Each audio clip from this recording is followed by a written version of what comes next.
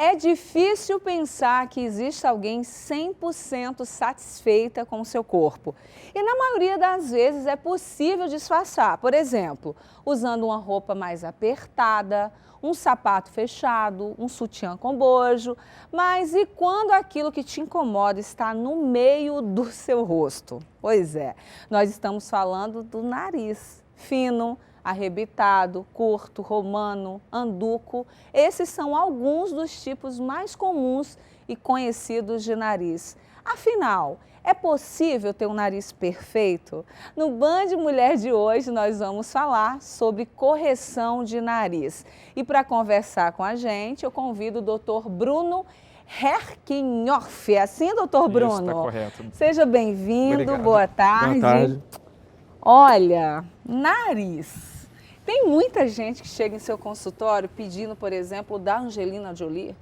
Tem muitos pacientes que procuram, mas a gente tem que avisar o paciente o que é possível e o que é compatível com o tipo de rosto. O que define o nariz de uma pessoa, doutor Bruno? Olha, o nariz é constituído de pele, cartilagem e osso. Então, cada característica de uma estrutura dessa vai definir o tipo de nariz. Se a pele é mais grossa ou mais fina, se a cartilagem é mais bojuda, maior, ou então se tem um osso com uma gibinha no dorso. Então, tudo isso é o que caracteriza o nariz. O que as pessoas mais reclamam quando sentam à sua frente, assim, do nariz? A grande maioria das vezes é que o nariz é grande, ou então a ponta caída. A procura maior costuma ser isso. E quando é realmente, porque tem gente que já é perfeito, o nariz é bonito, mas quer fazer. Outros realmente há uma necessidade. Quando é feita a correção de nariz, doutor? Com cirurgia, né? Porque hoje a gente tem outros procedimentos que dá para dar uma atenuada, a gente vai falar sobre isso hoje também, mas quando que é feito, há necessidade de fazer a cirurgia? A cirurgia é realizada quando você tem algum problema que não é corrigível, não é passível de corrigir com apenas um preenchimento ou então algumas outras técnicas. Então, por exemplo, paciente que tem uma giba óssea, tem aquele ossinho no dorso do nariz. Normalmente você não consegue corrigir tanto com outros tipos de procedimentos, então a gente indica uma cirurgia. Ou então quando o nariz tem uma estrutura muito fraca, que a ponta é caída, então a gente indica a cirurgia. E às vezes associa também uma cirurgia funcional, que é uma cirurgia, por exemplo, com um otorrinolaringologista, para poder corrigir o desvio de septo, uma obstrução nasal. Então, a gente faz associado a esse tipo de procedimento. Agora, a pergunta que não quer calar, né, gente? Quando a gente olha e vê várias pessoas com o mesmo tipo de nariz, parece que passou, né? E foi fazendo em série. Exatamente. Eu, particularmente, não gosto muito. Eu acho que cada nariz tem que ser compatível com o tipo de rosto. Você tem, às vezes, rostos mais largos, então tem que ter um nariz mais largo, não pode ser um nariz muito pequenininho. Um nariz que, às vezes, você tem um rosto mais fino, então tem que ser um nariz mais compatível. Então, todo nariz tem um tipo de rosto que cabe. A pessoa que quer fazer uma correção, doutor Bruno, ela pode escolher o tipo de nariz ou é feita uma avaliação, como você mesmo citou, de acordo, né, com o formato de rosto, o tipo, seu biotipo, porque muitas vezes, né, eu escuto, eu acho lindo o nariz. Eu citei o da atriz Angelina Jolie, assim como a boca dela faz o maior sucesso. E muita gente chega aos consultórios, né, pedindo a boca dela, o nariz. A Nicole Kidman também, o nariz dela é muito comentado, enfim. Isso tudo tem que ser levado em avaliação, porque você não pode, né, não é um brinquedo ou uma roupa que você vai lá e compra. Tem que ser avaliado, tudo isso. Exatamente, a gente faz uma análise do rosto todo do paciente e vê o que vai ficar bom e o que vai ficar ruim. Às vezes o paciente quer um nariz muito pequenininho e não vai ficar legal. Ou então, às vezes, falta queixo e aí o paciente acha que o nariz é muito grande, mas na verdade o paciente tem pouco queixo. Então a gente tem que trabalhar e fazer uma análise completa da face. Deixa eu te convidar para cá, doutor Bruno, para o nosso UOL. Fica aqui comigo, por favor. A gente fotos aqui dos narizes mais comentados. A gente tem a Anitta, né? Ela tinha um nariz, você lembra do nariz dela antigamente? Daí ela optou por fazer esse tipo de nariz e foi bem criticada. Comenta pra gente. É um nariz que ficou compatível com o rosto dela, ficou um nariz bonito, mas é um nariz mais para artificial, não um nariz tão natural, mas é um nariz bonito, que coube para o rosto dela. Uma pessoa que não tem um conhecimento, né, técnico, não é um profissional da área, sabe quando, mesmo que não conhecesse a Anitta e ela chegasse em um lugar que é um nariz que foi feito, que que não é o nariz que ela nasceu, por exemplo? Sim, muitas vezes a gente consegue ver e próprio leigo, né, a pessoa que não é da área médica, consegue observar. Se o nariz é muito arrebitado, aquela ponta muito fininha, então a gente consegue observar por algumas... A gente tem caso famoso, doutor Bruno, como por exemplo do Michael Jackson, né, que ele não se contentava, aparentemente, por tudo que a gente acompanhou na mídia, com o tipo de nariz, e ele foi fazendo no decorrer da vida várias plásticas. E eu creio que teve problema, né? Porque ele ficou meio que deformado, o nariz dele. Sim, cabe o médico também falar, olha, chega, agora não dá pra gente fazer mais, vai ficar artificial, vai ficar feio. Então a gente tem que falar para o paciente também a hora de parar. Agora nós temos a foto do narigudo mais amado do Brasil, né? O que é o nariz anduco, não é isso? Isso, exatamente. Que é o Luciano Huck. Mas é um nariz que cabe no rosto dele. Eu também acho que combina muito. Imagina o Luciano Huck, gente, fazer uma plástica. Exatamente, com o nariz pequenininho não vai perder a característica, né, a personalidade dele. É verdade, combina muito com o rosto dele. Agora, muita gente fica falando, não, teu nariz, né? Até tem uma forma popular de comentar sobre esse tipo de nariz, doutor Bruno, qual é? É o nariz de papagaio. Nariz de papagaio. Eu tenho nariz de papagaio, não combina comigo, mas eu acho que dependendo do tipo de rosto, combina demais, não tem que mudar nada. Carlinhos Brau, que tipo de nariz é do Brau? Esse gente boa que eu amo também, adoro Carlinhos. Já é um nariz negroide que a gente chama, que é um nariz com a base muito larga, com a ponta sem projeção, com a ponta sem definição. Você vê que não tem uma ponta muito definida. Então é um nariz negroide que é chamado. E se quisesse mudar, daria para mudar? Daria para mudar e diminui essa característica tão alargada, né? Então dá para diminuir assim, dá para melhorar o perfil dele. Temos mais uma foto aqui de mais um famoso para a gente comentar.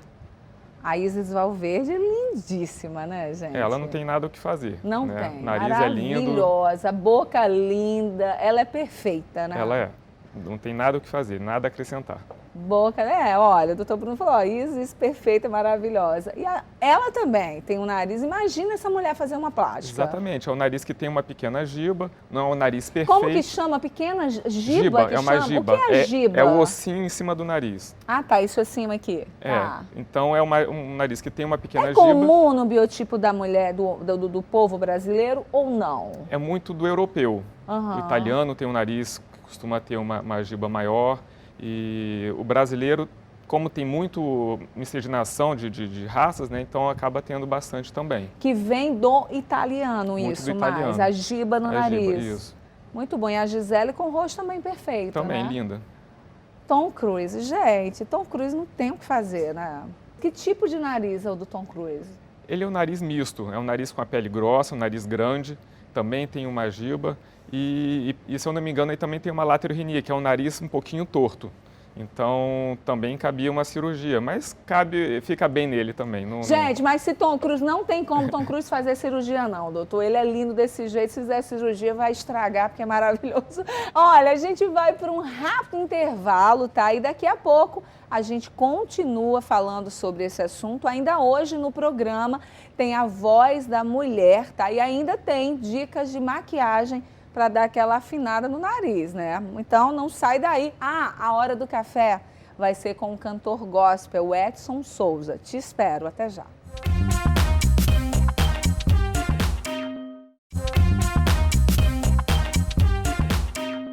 Estamos de volta e hoje falando em correção de nariz.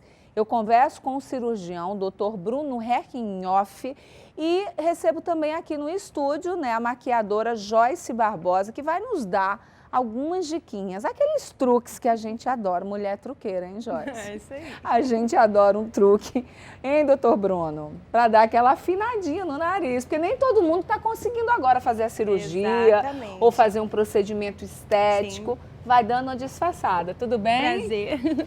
É uma honra estar aqui. Eu te agradeço, seja bem-vinda. Muita gente te procura para aprender como dar uma disfarçada e afinar o nariz? Na realidade, a primeira coisa que a cliente pede quando ela senta na cadeira, tem como afinar o meu nariz? É o primeiro pedido. Mesmo que ela tenha o nariz fininho? Olha aí, doutor Bruno. Ela quer mais, é isso? Sempre quer mais. Por quê? As pessoas acham que o nariz muito fininho é legal, o tal nariz de boneca, é isso? Transmite elegância, né? O nariz mais fino fica mais elegante.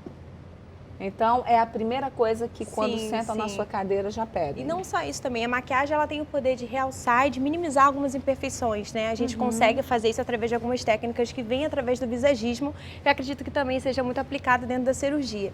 E nós maquiadores aplicamos isso também dentro dos nossos conhecimentos mais técnicos. Só que a gente consegue às vezes direcionar, mas tem coisas que a cliente ela não consegue fazer sozinha. Mas hoje eu separei aqui 2 dicas incríveis que vai ajudar aí a mulherada em casa a ficar ainda mais linda e realçar essa beleza natural dela. Então, dá a primeira dica pra gente. A primeira coisa é você identificar a sua estrutura, né? Cada pessoa tem um nariz mais achatadinho, outras têm um nariz mais cheio na parte de baixo.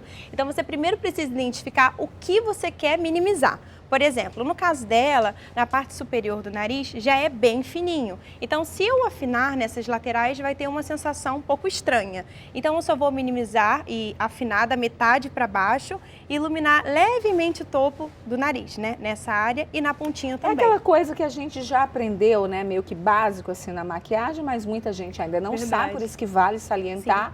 O truque do esconde e mostra, né? exatamente. Escurece e acende, né? Exatamente. Ilumina para Exatamente. parecer maior, Isso. esconde para parecer menor. Sim, e assim, são truques bem rápidos de você fazer, não tem muita técnica mirabolante, sabe? É fácil de você realmente aplicar em casa. Então faz o primeiro truque Vamos pra lá. gente, Joyce. A primeira coisa é, identificou a estrutura do nariz, o seu jeitinho, coisa e tal, você vai minimizar sempre no formato de uma linha bem retinha. Nesse caso, como aqui já tem uma linha imaginária, eu vou vindo daqui para cá para poder minimizar isso de uma forma bem natural. Eu acho que o importante de hoje, cada vez está ficando mais consolidado isso, é você realçar a sua beleza natural e não mudar a sua característica. Mas assim, se eu posso melhorar a minha versão, ótimo. Tem gente que acaba desconfigurando um pouco isso na maquiagem, não é uma coisa interessante. Se você realmente quer mudar, o cirurgião plástico ele é mais indicado para esse processo, né? E então a gente vai pegar um pó com um pincel bem achatadinho e o pó ele tem que ser 1,5 tom. Tem gente que põe 3, 4, 5 tons mais escuro que a pele. Então o ideal é você botar 1,5 tom acima. Se não sabe escolher, chega em uma loja e Sim, pergunta, sempre. né? Mas assim, a dica até ideal é você botar o pó do lado do seu rosto. Percebe que esse é praticamente o mesmo tom? Ou um pouquinho diferenciado? Agora, quando você pega um pó um pouco mais escuro, você já consegue ver que esse já vai dar um contorno mais interessante. Então, se eu botasse esse aqui, talvez não daria tanta diferença, mas esse já dá um contraste maior. Entendi. Eu sempre dou a dica de você botar o pó na lateral do seu rosto, de você já maquiada, porque com pó é muito mais fácil de você fazer esse procedimento. Então, eu pego na pontinha do pincel, tem que ser um pincel bem achatado, bem quadrado, tá vendo? Que ele consiga fazer tipo formato de linha. E aí, eu vou vir bem pouquinho produto, isso é muito interessante, porque senão fica uma linha, fica exagerado. E eu vou vir de cima para baixo, fazendo uma linha bem suave. E o resíduo do pincel eu puxo lá pro topo da sobrancelha, ó. E nessa parte que é mais cheinha, a gente desce esse contorno. Porque como eu quero deixar o nariz dela mais imponente, né, dar essa sensação de nariz mais arrebitado, eu trago pra cá. Já percebe a diferença de um lado para o outro? É bem visível, né? E do outro lado, o mesmo procedimento. Primeiro eu concentro a maior carga aqui e o que resta eu jogo para o topo do nariz. O interessante é você nunca fazer uma linha reta, porque senão você deixa o nariz para baixo. Então, como eu quero arrebitar, eu escureço aqui, certo? E esfumo bastante. Qual a idade mínima, doutor Bruno, para se operar o nariz? Normalmente 16 anos, que é quando a paciente já parou de crescer, já está com as estruturas todas já formadas, então normalmente 16 anos. Você acredita que às vezes eu recebo pessoas que fizeram cirurgia plástica e pedem para afinar mais, o nariz já é perfeito, mas aí eu falo que afinei, mas na realidade eu só vou usar o segundo truque ali que eu vou mostrar. A segunda dica, além de usar o pó mais escuro, é você dar uma leve iluminada com o iluminador. Quem já tem um nariz bem bonito e já quer iluminar de uma forma natural, eu só indico usar o iluminador, que ele já dá uma sensação bem grande de que você realmente afinou esse nariz. Então eu vou te ensinar 2 pontos, vou ensinar para vocês aí em casa 2 pontos que você vai usar, né, na parte central do nariz que vai dar essa sensação. No caso eu vou pegar um iluminador, pode ser com um pincelzinho bem fofinho, ou você pode vir com o seu dedo mínimo mesmo e aplicar, que fica maravilhoso. Ó, e aí eu vou pegar um iluminador, e iluminador é um pó, pode ser sombra, eu vou usar tanto aqui quanto na pontinha. E aí eu concentro, fica assim, bem exagerado. Com o mesmo dedinho eu minimizo isso. E aí a gente tem aquele nariz de Lady, né? Em 2 truques bem simples, mas que realmente fazem uma diferença. Acho que o grande lance da maquiagem é você sempre, aos poucos, para se precisar, vai retocando e aplicando mais produto. Muito bom. E o segundo truque, você vai tirar esse aí para mostrar o segundo pra então, gente? Em cima desse truque você vai dar Sim, outro? consigo. Tem duas formas de você fazer. Você pode fazer isso em pó, mas quem gosta de uma coisa assim mais pesada, mais drag, que a gente brinca na maquiagem e gosta realmente de realçar, eu indico você usar o corretivo líquido ao invés de usar o iluminador em pó. Realmente fica uma diferença bem assim gritante. Para quem gosta, eu vou indicar usar um corretivo líquido numa cor bem mais clara. Por exemplo, se você usa uma base no tom 5, você vai usar o corretivo num tom 3, no tom 2, assim, bem mais claro mesmo. Mas realmente, para fotografia, vai fazer uma diferença, assim, gritante. Quais são os piores erros que cometem com relação a esse truque da maquiagem? O primeiro é não esfumar, não tirar a marcação. Porque às vezes faz a linha, mas fica aquela demarcação muito evidente, muito forte, e não consegue tirar e realmente não fica bonito. Principalmente pessoalmente. Porque tem gente que faz uma maquiagem para foto, tem gente que faz uma maquiagem para um evento, então fica aquela coisa exagerada. Eu acho que tudo é uma questão do senso do controle da quantidade de produto. Às vezes tá lindo ali na frente do espelho, mas se você der aquela distanciada, será que tá legal? Será que eu não usei produto demais? Tira uma foto com flash para ver se tá funcionando, se não tá marcando nenhuma linha ali, você consegue já ter uma noção se isso tá acontecendo ou não. Entendi. Vai terminando aí que eu vou te falar rapidinho com o Dr. Bruno. Dr. Bruno, fala pra gente. A gente tá falando de um truque que é a maquiagem, né? A gente sabe que na cirurgia plástica não tem volta se errar, né? E até pode haver correções, porque eu sei que vocês, cirurgiões sérios, corrigem muitos trabalhos de cirurgiões não sérios. Quais são os cuidados na hora de buscar esse procedimento que a pessoa tem que ter? Primeiro ver se o médico é um cirurgião plástico credenciado e aceito pela Sociedade Brasileira de Cirurgia Plástica. Então basta acessar o site da SBCP e ver se realmente o médico é cirurgião plástico. E pegar informações, tanto na internet ou então com outros pacientes ou conhecidos de alguns resultados que foram bem sucedidos. Ok, deixa eu te falar uma coisa. A gente vai mostrar, agora a gente está falando, né, em técnicas de correção de nariz. Enquanto nós temos a rinoplastia, né, que é cirurgia, a gente já conversou aqui bastante com o Dr. Bruno, a gente está mostrando ali uma técnicazinha de maquiagem, que é um truque básico que você pode fazer e retirar na mesma hora. A estética vai trazendo aqui pra gente, né, uma opção que é mais simples, que eu posso falar, que é o procedimento menos invasivo, que consegue basicamente disfarçar defeitinhos, coisinhas indesejadas, que é a rinomodelação. A gente vai dar uma olhada agora nesse procedimento e quem vai falar pra gente é a doutora Adriana Pontes. Vamos conhecer. De uns anos para cá, tem sido usado muito o termo harmonização facial, onde a gente valoriza pequenos pontos do rosto e às vezes tem os efeitos reparadores e não invasivos que melhoram a estrutura e então evitam uma cirurgia plástica. Então a rinomodulação é exatamente isso, é a valorização do nariz, corrigindo algumas alterações leves, onde o paciente fica mais satisfeito e acaba evitando uma cirurgia mais invasiva.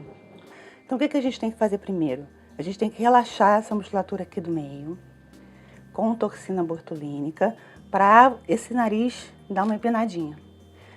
Depois que a gente fizer esse procedimento com a toxina botulínica, a gente vai ver como vai ficar e se realmente há necessidade de fazer o preenchimento com ácido hialurônico.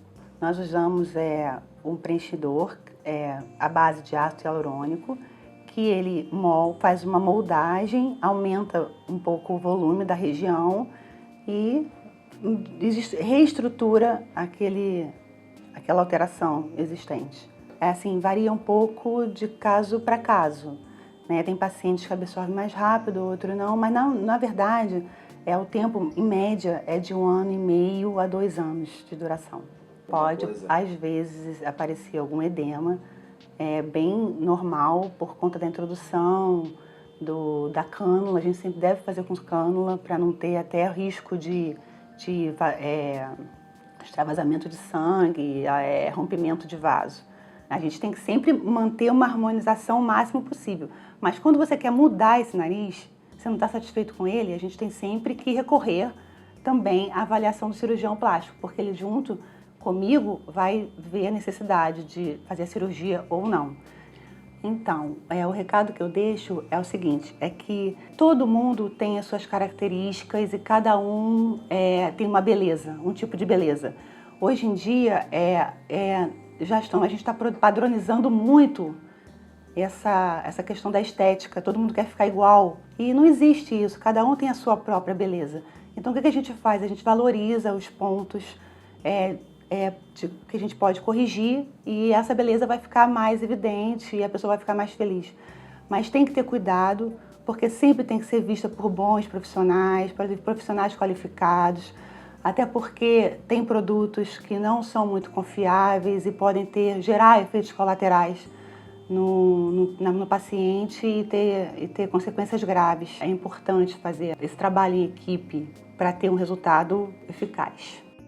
É isso aí, doutor Bruno. Quando que é recomendado, por exemplo, esse tipo de procedimento que é mais simples do que uma cirurgia irreversível?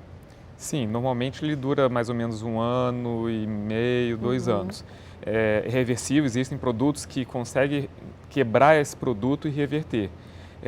Normalmente a gente utiliza para pequenos procedimentos, pequenos defeitos. Para defeitos maiores, para um nariz mais complicado, aí o ideal é cirurgia. Há contraindicação para esse tipo de procedimento? Tem algumas hipersensibilidades ao produto e doença inflamatória, paciente que tem alguma doença reumatológica, o ideal é não fazer. Não fazer. Deixa eu só ver aqui como que ficou o segundo truque da Joyce. Fala pra gente, o que é que você fez? Uau! Eu botei o corretivo. Realmente...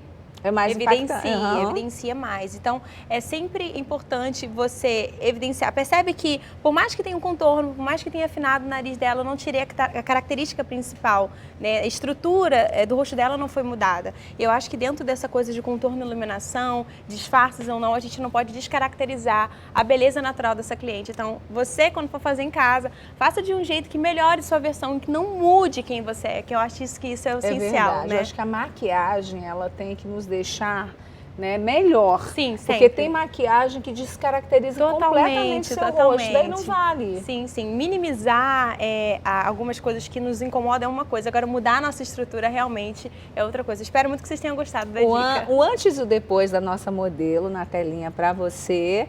E eu quero te agradecer pelos truques. Olha que legal a diferença dela.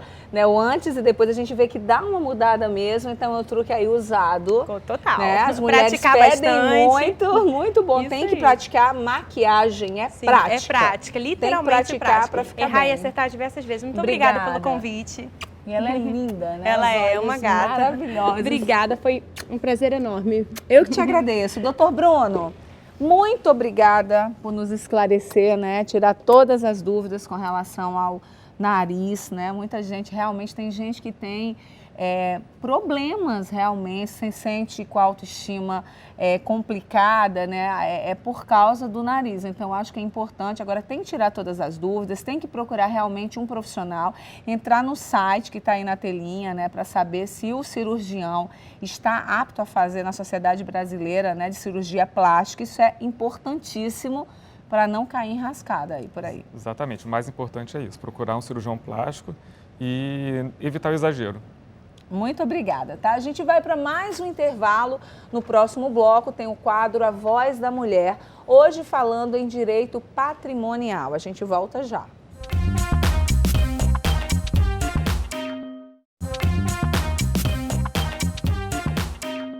Estamos de volta e hoje, segunda-feira, é dia de Voz da Mulher. Aquele quadro onde nós falamos dos nossos direitos, né? E a gente pretende, com esse quadro, combater a violência contra a mulher em todas as suas formas. Hoje nós vamos falar em direito patrimonial. Para conversar comigo, aqui no estúdio, a advogada Aline Xavier. Seja bem-vinda, boa tarde. Bom, antes da gente falar um pouquinho, a gente precisa explicar os regimes de casamento, né? Como funciona? Pois é. Nós temos os regimes de casamento estipulados no nosso Código Civil, que são a comunhão parcial de bens, que é a regra, quando ninguém opta, é esse que vai seguir. Temos o regime da separação total de bens, temos o regime da união total, né? Comunhão total de bens, participação final dos aquestos e temos o regime obrigatório, né, da separação total, que é uma imposição da lei que obriga a separação de bens em alguns casos. Bom, a gente está falando em direito patrimonial, só que agora eu vou pedir a licença para a gente mostrar um vídeo da delegada Fernanda Fernandes, que fala quando esse direito é desrespeitado, a violência patrimonial. Vamos entender. Hoje eu vou falar um pouco sobre violência patrimonial, uma violência muito comum, mas pouco sentida pelas vítimas, porque essa violência ela é muito silenciosa. Na verdade, o agressor age de forma camuflada e a vítima não consegue perceber que está em violência. Por exemplo, quando o agressor proíbe a vítima de trabalhar, dizendo que, nossa, você não precisa trabalhar, meu amor, eu vou te dar tudo, eu vou te dar uma vida de rainha e de princesa. A vítima acredita que o agressor não quer que ela trabalhe por amor, porque ele quer dar um conforto para ela, e não é. Na verdade, ele quer controlá-la, né? Quer torná-la dependente financeiramente e afetivamente. Tem também aquela violência patrimonial que vem revestida, por exemplo, de agressão, quando o agressor ele acaba danificando, quebrando todos os objetos de trabalho da vítima. Isso é muito comum para impedir a vítima de exercer a profissão, o ofício dela. Então o agressor quebra tudo e a vítima não tem como trabalhar, principalmente quando ela é dona do seu próprio negócio. Outra violência patrimonial muito comum é quando o agressor fala para a vítima, olha, se você me largar, eu não vou dar mais nada para os nossos filhos, eles vão passar fome, eles não vão ter o que comer. E a vítima, por medo, acaba não se separando do agressor. É muito comum esse tipo de violência. Também é aquela que o agressor corta o cartão de crédito da vítima, ele não dá mais dinheiro, a vítima já não trabalha porque ele não deixou a vítima trabalhar ou porque está desempregada, e o agressor acaba para controlar a vítima, né, controlar inclusive as saídas, enfim, ele acaba cortando o cartão de crédito, o dinheiro da vítima. Muito comum também quando o agressor ele quebra o celular da vítima, porque ele mesmo deu o celular para a vítima. Ele dá o celular para a vítima de presente como forma de controle, ele quer controlar com quem a vítima fala. E a partir do momento que ele é impedido de controlar, de ter acesso às conversas da vítima, ele quebra o aparelho dela. Então, a gente já citei aí inúmeros casos de violência patrimonial, a gente tem inúmeros casos, né? Esses são só alguns exemplos. A vítima, na verdade, ela tem que perceber que ela está numa violência patrimonial, que às vezes ela vem revestida de uma violência psicológica, né? Quando, por exemplo, o agressor, ele acaba convencendo a vítima que o trabalho dela não tem importância, porque ela ganha mal, porque ela faz um trabalho subalterno e aquele trabalho não tem importância nenhuma. Então, que ela deve largar aquele emprego, porque aquele emprego, assim, não tem importância nenhuma. Na verdade, aquele emprego dali, nada é a mesma coisa. E aí a vítima fica com a autoestima reduzida e acaba largando o emprego, largando o trabalho. Então, assim, a gente tem inúmeras formas de violência. A vítima tem que perceber no primeiro sinal de controle do agressor, procurar a delegacia mais próxima. Procure a DEAN Caxias, procure a delegacia mais próxima. A DEAN Caxias fica na Rua General Dionísio, sem número. Funcionamos 24 horas por dia. Gente, eu sou fã dela, porque ela está à frente de um trabalho maravilhoso. Eu quero parabenizar todos vocês, né, da Prefeitura de Duque de Caxias, a delegada Fernanda Fernandes. É um trabalho muito sério. Por que que a gente está? Por que que eu trouxe todas as segundas-feiras o direito da mulher? Eu tive acesso principalmente aos números, né? Duque de Caxias é líder, Aline, né, em feminicídio no nosso estado. É um absurdo, os números são alarmantes. Então, eu estou, né, é obrigação minha, uma vez que o programa é Band Mulher Rio, eu estou aqui com portas abertas para vocês, para que vocês saibam que de forma alguma nós mulheres temos que passar por qualquer tipo de violência. E você tem como, né, pedir socorro, você tem como gritar. Tem autoridades, tem pessoas engajadas que estão lutando por você. Então, não passe por esse tipo de absurdo, não é isso, Aline? É isso. A delegada Fernanda Fernandes citou vários tipos de violências patrimoniais aí, que a mulher, né, sofre. Dessas que ela citou, quais as que chegam mais ao seu escritório? Exato. A doutora falou maravilhosamente bem. É uma violência muito sutil. Quando a gente pensa em violência contra a mulher, a primeira violência que vem à nossa mente é a agressão física, que além de ser mais visível, é de mais fácil constatação. Mas temos outras e que podem causar danos irreversíveis, como a psicológica, que já começa na psicológica e acaba seguindo na patrimonial. Tem essas mais sutis, que é realmente o homem que desestimula a mulher de se desenvolver profissionalmente, você não precisa trabalhar. Mas quando ela se impõe e começa a trabalhar, ele também tem aqueles casos de que ele pega o salário dela 100% e ele é quem determina como ela vai gastar aquele salário. Gente. E quando o clima começa a não ficar bom o suficiente, já vai dar em separação, aí é que começa a violência patrimonial mais agressiva, né? Esse homem ele começa a destruir o patrimônio da família para quando se separar, ela saia sem os seus direitos, né? Qual é a principal, né, conduta desse agressor? Até onde ele quer chegar, Aline, com isso? A principal conduta dele, ele quer subjugar a vítima, humilhar e fazê-la desistir de separar ou retomar essa sociedade, né, conjugal falida e eivada de violência. Então a mulher, muitas vezes, ela abandona o lar, sai de casa com os filhos porque não aguenta mais aquela pressão psicológica e ele vai e tira tudo. Plano de saúde, ameaça colocar os filhos, por exemplo, em escola pública, seus filhos vão passar fome. E a mulher, às vezes, sem conseguir se recolocar no mercado de trabalho, até mesmo porque antes já não conseguia, faltava apoio em casa, ela acaba cedendo e voltando para esse ambiente totalmente contaminado. Quais são as principais medidas protetivas, né, para ajudar essa mulher? A mulher, ela tem um 180, que é um auxílio, eles dão apoio psicológico, tem que procurar sim a delegacia, como a doutora delegada falou, e o juiz, a mulher, diante dessas condutas do agressor, ela tem que levar o conhecimento do Ministério Público através da delegacia para que seja instaurada essa competente ação criminal. Às vezes na área de família, porque o que acontece? A mulher, ela até busca essa reparação na área civil, na área da família. Vou lá resguardar o patrimônio dos meus filhos. Mas acaba não vislumbrando que ela está sendo vítima também de um crime. Então o juiz, visualizando no processo de família essas atitudes do homem de reter documentos, destruir documentos, dilapidar o patrimônio da família, ele também pode comunicar ao Ministério Público para que seja tomadas medidas cabíveis. Doutora Aline, é fácil punir o agressor desse tipo de crime? Não, infelizmente não. Primeiro esbarramos no próprio silêncio da vítima, que muitas vezes por vergonha e medo, como eu disse anteriormente, busca a reparação só na área civil. Esbarramos também na própria lei. A corrente majoritária, ela diz que essa violência só é caracterizada um crime se feito já após a separação ao menos de fato. Então, às vezes a vítima sofre essa violência durante a constância do casamento e a corrente majoritária alega que não é crime. A Lei Maria da Penha fez com que os crimes já existentes no Código Penal fossem punidos também na relação doméstica, nessa violência contra a mulher. Mas a gente ainda esbarra nessas dificuldades, né? Tanto da lei.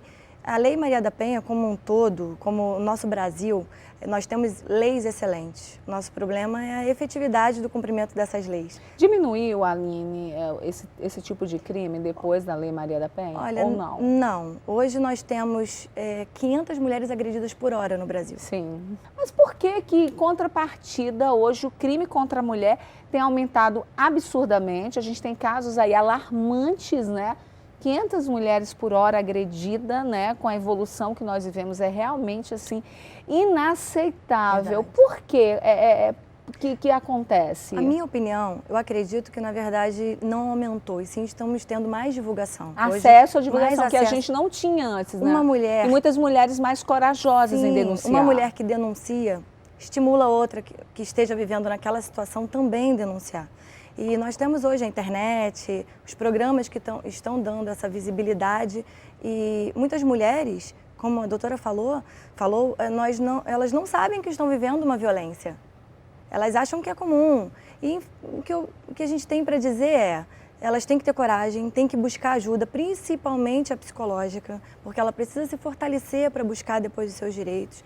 Procurar um advogado habilitado, né, especializado na área de família, criminal também, para fazer a denúncia. Se não tiver como contratar um advogado, porque muitas estão com problemas financeiros, né? Aquele agressor já tirou todas as ferramentas dela, procurar a Defensoria Pública, mas não desistir. Porque parece um caminho sem luz no fim do túnel, mas ele existe. O que não dá para acreditar é que vai ser só uma vez. O agressor não para nunca na primeira, vai ter uma segunda, vai ter uma terceira, até chegar numa agressão. Então tem que denunciar. Tem que denunciar. Eu quero te agradecer por ter vindo ao Band Mulher, né, esclarecer para a gente sobre um assunto tão importante para que a mulher saiba os seus direitos. Dizer que o programa está de portas abertas para você, comigo tá sempre, bom? tá Muito ótimo, obrigada. muito obrigada. E, gente, antes de chamar o intervalo, eu só quero te dizer o seguinte, né? Vocês me permitem estar com vocês, as pessoas que nos acompanham aqui diariamente no Band Mulher, né? De certa forma, que através de uma tela a gente acaba virando íntimas, né? Então, como amiga, eu só tenho uma coisa para te dizer. Eu sei que quando a gente casa, ou quando a gente se apaixona, ou quando a gente encontra aquela pessoa que a gente julga, né? Encontrei o meu amor, constitui família, tenho meus filhos, é lógico. E a doutora Aline está aqui à minha frente, eu duvido que alguém chegue ao escritório dela e fale, não, casei pensando em me separar, eu estou com esse homem porque eu estou... Ninguém, a gente casa realmente acreditando que vai ser eterno, que vai ser para sempre. Só que muitas coisas que acontecem, né, e que nos mostram assim, que realmente não dá, que não tem como você levar para sempre, ou você está em uma situação que te põe para baixo, que te despreza, que te desvaloriza. Então você tem que de alguma forma buscar ajuda. Se você sente aí do outro lado, você é uma mulher que está sendo ameaçada, vítima de um homem que faz esse tipo de coisa com você, você tem que buscar ajuda de alguma forma. Então, é isso que a gente está tentando fazer aqui todas as segundas-feiras, te encorajar para você acreditar que você pode ir além, que você de maneira alguma você pode passar por esse tipo de problema e de agressão. Eu sei que as complicações são muitas. Para onde eu vou, Gardênia? Eu vou morar onde? Como que eu vou manter meus filhos? Se aconselha, busca uma dessas mulheres que estão vindo aqui no programa, pede ajuda. A doutora deu vários números aí, né? Tanto de Duque de Caxias quanto do Rio de Janeiro. A gente todas as segundas está dando todas as informações para vocês, para que vocês não aceitem, para que vocês saiam, vocês se amem, porque dá sim, tem como refazer a vida, tem como recomeçar, né? E você sair desse pesadelo. A gente vai para um rápido intervalo, no próximo bloco tem a nossa Hora do Café e eu vou receber o cantor gospel, o Edson Souza, tá? Tem também a nossa diva aqui do dia. Não sai daí que a gente volta já.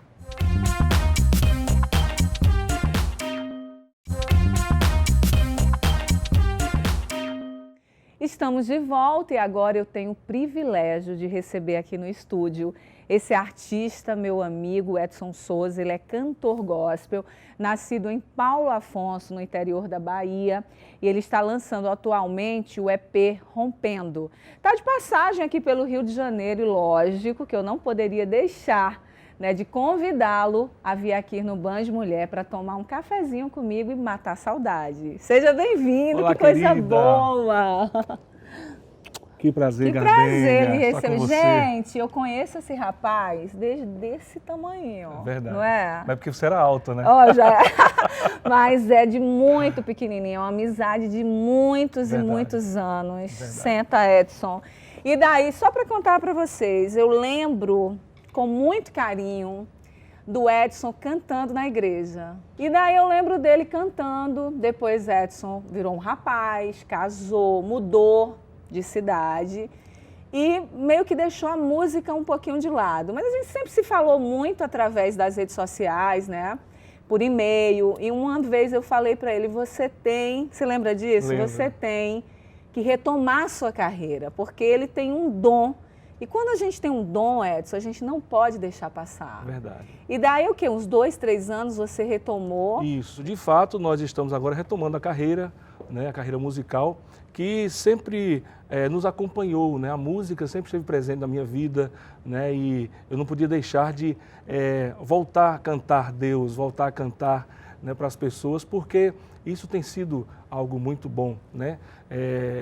Cantar, né, fazer música é algo que traz satisfação ao meu coração, né? Então sempre tive esse desejo no coração de retomar, né, e diante das oportunidades, né, que Deus tem nos dado, a gente está voltando, né, com esse EP, rompendo, né, que eu tenho certeza vai abençoar muitas vidas. O que você acha, Edson, que a música representa na vida das pessoas, a sua música, e o que você procura passar?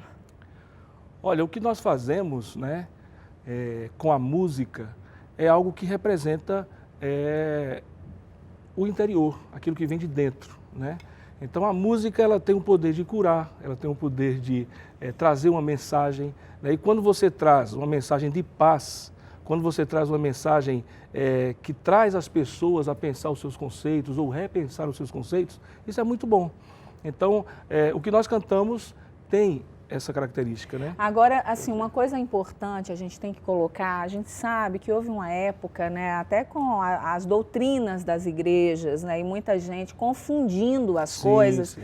Houve, assim, uma descrença e uma perda muito grande de pessoas que poderiam ouvir a palavra, se identificar, porque a gente sabe que a fé, ela transforma vidas, isso Sim. é fato. Fato. E hoje a gente vê, né, o mundo gospel, a música gospel com uma crescente muito grande, né, artistas como Aline Barros, Fernanda Brum, entre outros, né, o Anderson Freire, quem mais? Fernandinho.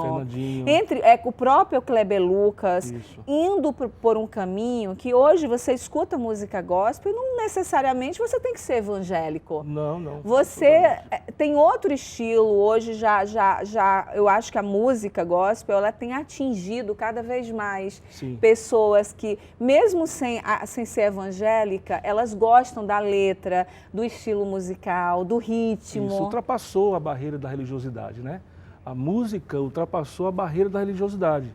Isso é muito positivo, porque a religião não é um negócio legal, né? Você bloquear as pessoas, né?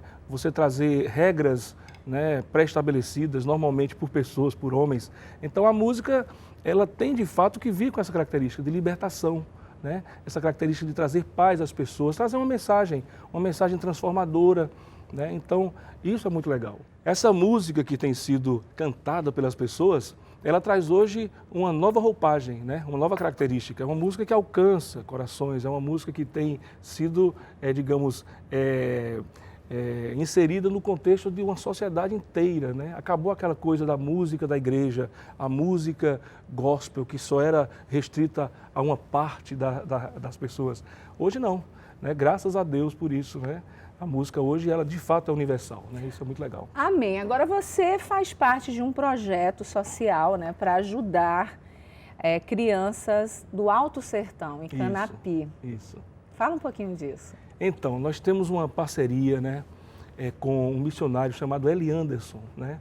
E a esposa dele, Kate, ela é neozelandesa e eles se conheceram na Jocum, lá em Curitiba, né? Jovens com a Missão é um projeto, né, que prepara missionários para atuarem em várias áreas, né? Principalmente no caso dele, por exemplo, que é publicitário, ele usa isso, né, esse talento que ele tem para fazer missões. E esse projeto, que fica em Canapi, no interior de Alagoas, cidade muito pequenininha, muito sofrida, né?